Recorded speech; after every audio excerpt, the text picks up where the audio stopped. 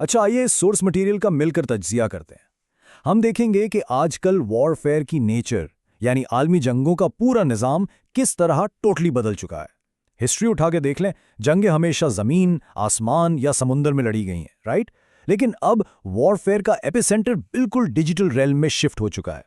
इस एक्सप्लेनर में हम डायरेक्टली उन सोर्सेज को ब्रेक डाउन करेंगे जो ये साबित करते हैं कि मॉडर्न कॉन्फ्लिक्ट्स में असल पावर अब किसके पास है और कैसे लिटरली चंद प्राइवेट टेक जायंट्स ने कॉन्फ्लिक्ट्स का ग्लोबल कंट्रोल अपने हाथ में ले लिया है।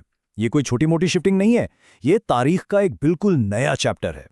सोचिए, मैदान जंग में सिर्फ कुछ ही सेकंड्स लगते हैं और बरसों पुराना सरकारी इंफ्रास्ट्रक्चर मिट्टी में मिल जाता है। जब अचानक सारी ग्लोबल कम्युनिकेशन लाइंस कट जाएं, हर तरफ एक मुकम्मल ब्लैकआउट हो और कम्युनिकेशन स्ट्रिक्टली जीरो हो जाए, तो आखिरी सहारा कौन बनता है? ये सवाल आज की हर जियोपॉलिटिकल स्ट्रैटेजी के बिल्कुल सेंटर में मौजूद है। ये कोई हाइपोथेटिकल बात नहीं रही, बल्कि मॉडर्न कॉन्फ्लिक्ट्स की एक कौरी हकीकत बन चुकी है, जिसे हम इन्हीं सोर्सेज की मदद से डीपली समझने वाले हैं।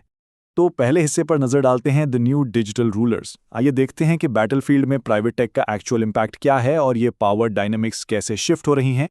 यहाँ अगर हम फर्क देखें ना, तो फिजिकल और डिजिटल रेजिलियंस का डिफरेंस टोटली माइंड ब्लोइंग है।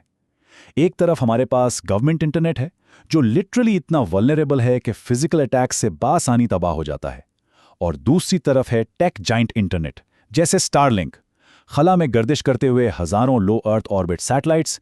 ये निज़ाम फिजिकल अटैक से कंप्लीटली महफूज है, इसलिए ये द अल्टीमेट फॉलबैक बन चुका है। जब रियासत का अपना सिस्टम क्रैश करता है, तो यही प्राइवेट टेक जाइंट्स आखिरी उम्मीद बन जाते हैं। जमीन पर लड़ी जाने वाली जंग अब इफेक्टिवली उन सैटेलाइट्स पर डिपेंड कर रही है जो स्पेस में घूम रहे हैं।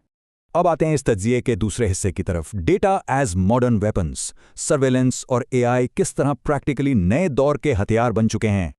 मिलिट्री कॉन्टेक्स्ट में डेटा माइनिंग एक गेम चेंजर कॉन्सेप्ट है। ये सिर्फ थोड़ा बहुत डेटा इकट्ठा करना नहीं है, ये रोजाना प्रोड्यूस होने वाले पेटाबाइट्स ऑफ डेटा यानी वास्ट डिजिटल कम्युनिकेशन से स्ट्रेटेजिक इंटेलिजेंस का ऑटोमेटिकली एक्सट्रैक्ट होना है, ताकि बैटलफील्ड सिनेरियोज को वक्त से पहले ही प्रिडिक्ट किया जा सके। दुनिया भर की ट्रेड में स्ट्रेट ऑफ हॉर्मुज़ जैसे फिजिकल चोक पॉइंट्स का नाम तो सुना ही होगा, जहां से दुनिया का तेल गुजरता है। मॉडर्न वॉरफेयर में ये डीप सर्वेलेंस एब्सोल्युटली इन्हीं चोक पॉइंट्स की तरह काम करती है, जो इन डिजिटल डेटा पाथवेज को कंट्रोल कर लेता है। एंड में वही कॉन्फ्लिक्ट का फाइनल नतीजा भी कंट्रोल करता है। आर्टिफिशियल इंटेलिजेंस इस जमा किए गए डेटा को फ्रैक्शन ऑफ अ सेकेंड में एक्शनेबल इंटेलिजेंस में बदल देती है। इसका प्रैक्टिकल मतलब क्या है? ट्रूप मूवमेंट्स को रियल टाइम में ट्रैक करना, दुश्मन की स्ट्रैटेजी को पहले ही समझ लेना, और सबसे क्रिटिकल पॉइंट, ये सारी गैदर्ड इंटेलिजेंस सिलेक्टेड एलाइज तक पहुंचाना। अब यहां एक बड़ा इंट्रीगिंग और परफेक्टली न्यूट्रल सवाल सामने आता है। ये प्राइवेट टेक कंपनीज आखिर किस बेस पे फैसला करती हैं कि ये हाईली सेंसिटिव डेटा किस कंट्री के साथ शेयर करना है और किससे छुपाना है? देखा जाए तो ये एक ऐसी पावर डायनामिक्स है जो पास में सिर्फ और सिर्फ ग्लोबल सुपर पावर्स के पास हुआ करती थी। तीसरा अहम हिस्सा, फेडिंग नेशनल सॉवरेनिटी, आलमी ताकत की मुंतकिली और रियासती खुद मुख्तारी पर इसके असरात। अगर मैक्रो लेवल पर देखा जाए तो आलमी मंजरनामा कंप्लीटली बदल चुका है। एक तरफ हमारी वो ट्रेडिशनल सरहदें हैं जो फिजिकल ज्योग्राफी से डिफाइन होती हैं, जिन पर मिलिट्रीज गार्ड खड़ी हैं, लेकिन दूसरी तरफ वो डिजिटल इंफ्रास्ट्रक्चर है जिसकी ओनरशिप उन फॉरेन प्राइवेट टेक कंपनीज के पास है जो ट्रेडिशनल मैप्स की पाबंदियों से कंप्लीटली आज़ाद हैं।